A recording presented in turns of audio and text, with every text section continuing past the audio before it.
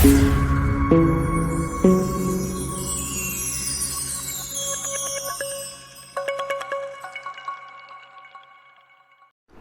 Everyone, welcome to वर्णमाला classes. मैं हेमंत बसवाल।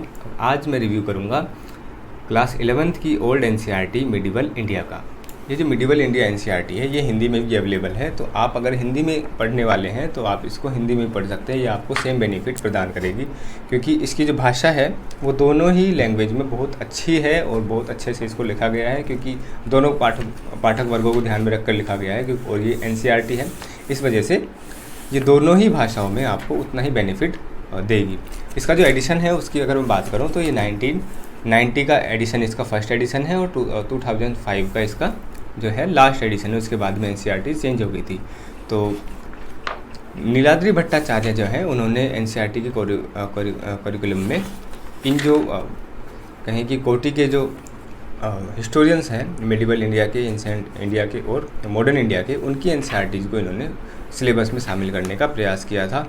तो सतीश चंद्र जो हैं, सतीश चंद्र राजस्थान यूनिवर्सिटी में प्रोफेसर रह चुके हैं, एचओडी रह चुके हैं और ये मार्क्सिस्ट हिस्टोरियन थे और इनका मिडिवल इंडिया पर काफ़ी अच्छा काम है। और पूरा का पूरा जो जागीरदारी संकट है उसके ऊपर इन्होंने अपनी थ्योरी दी है। और इनकी जो एक तरह से कहेंगे जो मिडिवल इंडिया की जो मिडिवल इंडिया की जो टेक्स्ट बुक है उसको बनाने में इनका बहुत बड़ा योगदान है। उसी के क्रम में हमें ये एनसीईआरटी देखने के लिए या फिर एग्जिस्टेंस में आती हुई मिलती है। इसके अगर कंटेंट की बात करें तो कंटेंट में ये स्टार्ट होता है इंडिया एंड द वर्ल्ड। तो पूरे वर्ल्ड के अंदर क्या राजनीतिक घटनाक्रम है, सबसे पहले उसके बारे में बताने का प्रयास करते हैं। एक और चीज़ मैं बताऊँ कि जो ओरिएंट ब्लैक स्वान की एक बुक आती है मिडिवल इंडिया, वो भी इसी की तर्ज पर लिखी गई है या फिर बाद में इसी को ओरिएंट ब्लैक स्वान ने पब्लिश किया है। तो उसमें फ़र्क ये है कि उसमें उसका साइज़ थोड़ा सा छोटा है और हल्का सा पेपर क्वालिटी और जो भी ओरिएंट ब्लैक स्वान की जो खासियत है वो है वहाँ पे हमें मिल जाती है।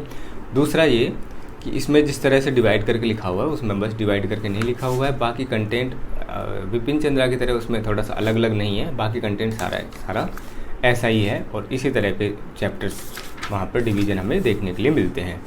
तो फर्स्ट चैप्टर यहाँ पर वो खासियत ये है इस बुक की कि इसमें पूरे वर्ल्ड के जो सिचुएशन है वो भी हमें दिखाने का प्रयास करते हैं। और फिर नॉर्थ इंडिया के एम्पायर हैं उनके बीच में जो 3 एम्पायर हैं उनके बीच में जो संघर्ष चल रहा होता है उसके बारे में, फिर चोला साम्राज्य के बारे में। और फिर फोर्थ चैप्टर यहाँ पर पूरा मिडिवल इंडिया का 800 से लेकर 1200 ईस्वी तक का हमें जो सोशल स्ट्रक्चर है और एजुकेशन है और रिलीजन बिलीव्स हैं वो सारा का सारा और आर्थिक जो परिस्थितियाँ हैं उन सब का यहाँ पर विवरण फोर्थ चैप्टर में हमें देखने के लिए मिल जाता है। तो सोसाइटी को समझने के लिए भी हम इसको पढ़ सकते हैं इस चैप्टर को। फिर दिल्ली सल्तनत को इन्होंने 2 चैप्टर्स में डिवाइड करके लिखा हुआ है, खिलजीज का अलग से और मामलुक सल्तनत का अलग से, सुल्तान का अलग से। इसके बाद हम अगर इसको ऐसे तो काफ़ी बड़ा हो जाएगा, तो इसकी जो विशेष चीज़ें हैं उनके बारे में बात कर देता हूँ। तो गवर्नमेंट इकोनॉमिक स्ट्रक्चर और सोशल लाइफ के यहाँ पर फिर से बात करते हैं सल्तनत एरा का। इसके बाद में लास्ट चैप्टर जो हम देखते हैं, लास्ट चैप्टर के अंदर जो सेकंड लास्ट चैप्टर है और लास्ट चैप्टर है इसमें वो औरंगजेब और जो मुग़ल साम्राज्य में जो चेंजेस हो रहे हैं लास्ट के टाइम पर जाके, जो कि उसके डिक्लाइन के परिणाम के रूप में सामने आते हैं, तो उन कारणों का यहाँ पर ये विश्लेषण करते हैं और उन सारे कारणों को बताते हैं कि कौन कौन से विद्रोह हो रहे हैं, कौन कौन सी यहाँ पर रिलीजियस पॉलिसी पर ये काफ़ी फोकस कर देते हैं। ये एक चीज़ है इनकी खासियत। दूसरा पॉलिटिकल डेवलपमेंट और जो विद्रोह वगैरह जो हो रहे हैं, सिख जाट अफगान इन लोगों के, उन पे यहाँ पर फोकस करते हैं। और जो लास्ट का जो चैप्टर है 19 चैप्टर, इसके अंदर वो शिवाजी और मराठास के बारे में, मराठा एडमिनिस्ट्रेशन है उसके बारे में, जो पूरा जो पीछे पड़ जाते हैं औरंगजेब मराठास के, उनको कंट्रोल करने के लिए जो उनकी जिद होती है, जो उनके साम्राज्य को ले डूबती है, उसके बारे में यहाँ पर एक अलग से पूरा का पूरा चैप्टर मराठाओं को यहाँ पर समर्पित हमें दिखता है। और उसके बाद में जब हम विपिन चंद्र की एनसीईआरटी स्टार्ट करते हैं वहाँ पे हमें मुग़ल साम्राज्य का पतन एक तरह से देखने के लिए मिल जाता है। तो यहाँ पर वो औरंगजेब के काल तक छोड़ देते हैं 1707 तक, और उसके बाद का जो काल है वो हमें विपिन चंद्र की एनसीईआरटी से मिलता है। तो ये सारी एनसीईआरटी है जिनका मैं रिव्यू कर रहा हूँ, तो ये कहीं कि एक टाइम से दूसरे में जुड़ती हुई हमें दिखती हैं। तो 11th की एनसीईआरटी है और फिर बाद में 12th की एनसीईआरटी विपिन चंद्र वाली है, तो वो हमें फिर आगे का टाइम पीरियड बहुत अच्छे से मिल जाता है। दूसरा ये कि एक कंप्रेस्ड फॉर्म में हमें मिलती है और इसकी जो मैप है वो हमें लास्ट में मिलते हैं। बाकी जो चित्र वगैरह हैं, चित्र हमें इसकी शुरुआत में ही बीच बीच में बहुत ज़्यादा देखने के लिए मिल जाते हैं। तो ये भी जो विपिन चंद्र वाली एनसीईआरटी उसी की तरह से इसको काफ़ी अट्रैक्टिव बनाने का प्रयास किया हुआ है। इसके अंदर बहुत ज़्यादा डिवीज़न किया हुआ है, कहीं कहीं पे हमें नहीं मिलता है, लेकिन सब टॉपिक्स में इसको काफ़ी ज़्यादा डिवाइड करने का प्रयास किया है।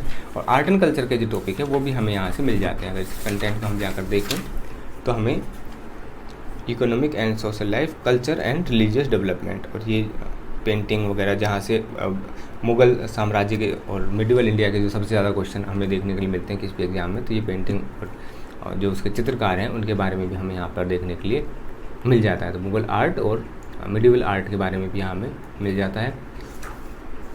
इसके अलावा बात करूँ मैप्स की, तो मैप इसके बहुत लास्ट में दिए हुए हैं, बिल्कुल एंड में जाकर करीब सारे के सारे मैप की भरपाई यहाँ पर ये कर देते हैं जो इन्होंने शुरू में नहीं दिए। तो काफ़ी बड़े बड़े मैप हमें देखने के लिए मिलते हैं।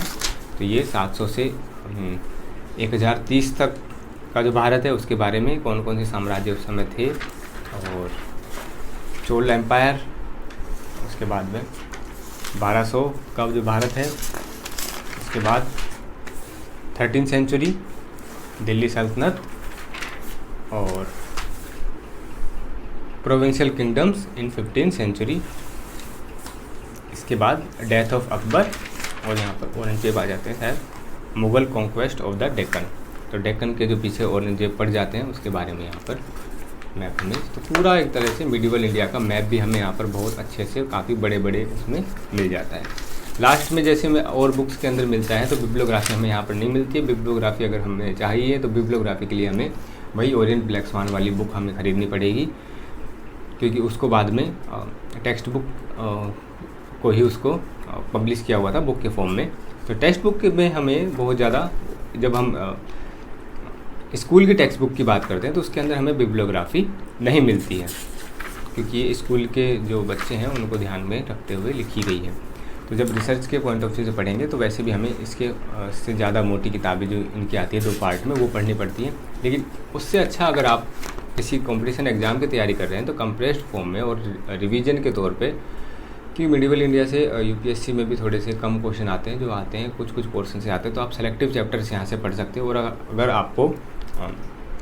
आप जनरल रीडर हैं और आपको मिडिवल इंडिया के बारे में जानकारी चाहिए तो भी आप इसको पढ़ सकते हैं। बस ये है कि विपिन चंद्र की तरह इसकी जो भाषा है उतनी सरल नहीं है, उतनी आपको आसान नहीं लगेगी, क्योंकि ये काफ़ी कॉम्प्रेस्ड फॉर्म में लिखी गई है कि आपको एक पैराग्राफ के अंदर ही आपको बहुत ज़्यादा इन्फॉर्मेशन देने का यहाँ पे प्रयास किया है। कम लिखें और ज़्यादा इन्फॉर्मेशन मिल जाए। तो एनसीईआरटी की एक विशेषता भी होती है, लेकिन जो विपिन चंद्र है उनकी जो लेखन शैली वो कुछ अलग ही है, और या फिर कह सकते हैं कि उनके ट्रांसलेटर हैं वो कुछ अलग होंगे। लेकिन इसमें इनकी भी लेखन शैली काफ़ी अच्छी है, बस ये टाइम पीरियड का भी थोड़ा बहुत फ़र्क पड़ जाता है, शायद ये भी कारण रहा हो। तो ये हो सकता है कि कुछ लोगों को ये आसान ना लगे, लेकिन रिवीजन करने के लिए और पढ़ने के लिए पूरे टाइम पीरियड को एक साथ सारे डायमेंशन को, क्योंकि इसके अंदर कवर किया गया है, तो उसके लिए एक बुक काफ़ी अच्छी है। इसकी जो कमियों की बात करो तो वो यही है कि इसकी जो प्रिंटिंग क्वालिटी है वो मुझे बहुत ज़्यादा अच्छी नहीं लगी। बाकी इसके पेपर ठीक है, और ये वैसे ही डुप्लीकेट बुक मुझे लगती है, क्योंकि एनसीईआरटी में तो ओल्ड एनसीईआरटी के ऑफिस में तो हमें ओल्ड एनसीईआरटी हमें देखने के लिए अगर आप मांगोगे या फिर वेबसाइट से तो आपको मिलेगी नहीं, अगर वहाँ जाकर भी मांगोगे तो आपको ओल्ड एनसीईआरटी आपको नहीं मिलेगी। तो ये मुझे लगता है डुप्लीकेट एनसीईआरटी है जो लोग छापते रहते हैं। तो उसी तरह से हमें ये अवेलेबल हो जाती है 100 रुपये में, और इसके बाद जो ओरिएंट ब्लैक स्वान की जो बुक है वो करीब 200 से 250 के बीच में हमें मिलती है। ये पूरी एनसीईआरटी की बुक थी जिसके बारे में हमने बात की। आपको रिव्यू अच्छा लगा हो तो आप इसको प्लीज़ शेयर कीजिए। हाँ, एक चीज़ और बता देता हूँ कि इसके पाठक कौन हैं। इसके पाठक जो मेनली हैं वो यूपीएससी एस्पिरेंट्स हैं, और जो भी गवर्नमेंट एग्ज़ाम हो रहे हैं जहाँ पर मिडिवल हिस्ट्री का कोई पार्ट आता है तो वो जो है इसको पढ़ सकते हैं, क्योंकि इससे शॉर्ट बुक मुझे मिडिवल इंडिया में नहीं लगता है कोई होगी, क्योंकि इसके अंदर बहुत ज़्यादा चीज़ों को एक जगह पर रखने का प्रयास किया हुआ है। हर डायमेंशन को करीब करीब छूने का तो प्रयास किया हुआ है। हालांकि उसके बारे में भले बिल्कुल विस्तार से ना बताया गया हो, लेकिन छूने का प्रयास इसके अंदर किया गया है। दूसरा, नेट और जेआरएफ के लिए अगर कोई पढ़ रहा है तो वो भी यहाँ से पढ़ सकता है, और साथ में किसी नोट से हेल्प लेकर वो अपनी तैयारी को यहाँ से कंप्लीट कर सकता है। यहाँ से भी उसका कुछ नहीं छूटता है, क्योंकि बहुत सारी चीज़ें यहाँ से टच तो कर लेता है, और जब नोट्स पढ़ने जाता है तो उसको काफ़ी ज़्यादा हेल्प हो जाती है। तो दूसरा कि अगर आपके पास कम टाइम है नेट और जीआरएफ के लिए तो भी आप इसको कंसिडर कर सकते हैं। और आपको इनिशियल जो अगर रीडिंग कोई करनी होगी मिडिवल इंडिया की या फिर पूरी हिस्ट्री की, तो आपको एनसीईआरटी से ही मुझे लगता है स्टार्ट करना चाहिए। तो उसके लिए मुझे लगता है कि मस्ट रीड बुक हो जाती है। और दूसरा, अगर कोई टीचर स्कूल टीचर के लिए भी कोई तैयारी कर रहा है तो उसके लिए भी ये बुक काफ़ी हेल्पफुल हो जाती है। तो ये उसके पाठक हो गए, और सारे डायमेंशंस थे जो इस बुक के वो मैंने आपको बता दिए हैं। तो आपको अगर रिव्यू अच्छा लगता है तो इसको प्लीज़ शेयर कीजिए, लाइक कीजिए चैनल को, और जो मेरे इतिहास लेखन के या फिर हिस्टोग्राफी के जो लेक्चर्स हैं वो आप ले सकते हैं यूजीसी नेट के लिए जो मैं बना रहा हूँ। Thank you.